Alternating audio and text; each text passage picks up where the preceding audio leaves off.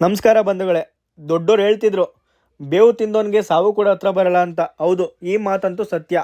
ಈ ಬೇವಿಂದ ತುಂಬಾ ಆರೋಗ್ಯಕರ ಲಾಭಗಳಿವೆ. ಏನಪ್ಪ ಲಾಭಗಳು ಅಂತ ನೀವು ಕೇಳಿದ್ರೆ, ಇದು ರೋಗ ನಿರೋಧಕ ಶಕ್ತಿನ ಹೆಚ್ಚಿಸುತ್ತದೆ.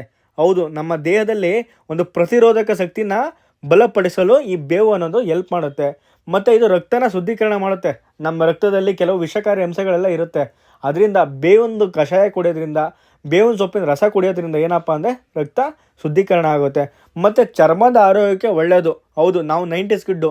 ಚಿಕ್ಕದ್ರಲ್ಲಿ ನಮಗೆಲ್ಲ ಬೇವ್ರ ಸಾಲೆ ಆದಾಗ ಏನು ಮಾಡ್ತಿದ್ರು ಅಂದರೆ, ನಮ್ಮ ಅಜ್ಜಿ ತಾತ ಅವಂದಿರೆಲ್ಲ ಈ ಬೇವಿನ ಸೊಪ್ಪನ್ನ ಅರ್ದ್ಬಿಟ್ಟು ಮೈಗೆಲ್ಲ ಮ್ಯಾಪ್ ಮಾಡಿ ನಮಗೆ ಸ್ನಾನ ಮಾಡಿಸ್ತಿದ್ರು.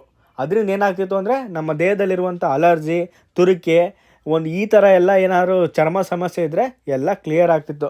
ಮತ್ತು ಇದು ಜೀರ್ಣಕ್ರಿಯೆಗೆ ತುಂಬಾ ಹೆಲ್ಪ್ಫುಲ್ ಆಗುತ್ತೆ. ಅಂದರೆ ಬೆಳಗ್ಗೆ ಎದ್ದು ಒಂದೆರಡು ದಳಗಳನ್ನ ತಿನ್ನೋದ್ರಿಂದ ಏನಾಗುತ್ತೆ ಅಂದರೆ, ಒಂದು ಬಾಯಿ ಆರೋಗ್ಯನೂ ಕೂಡ ಚೆನ್ನಾಗಿರುತ್ತೆ.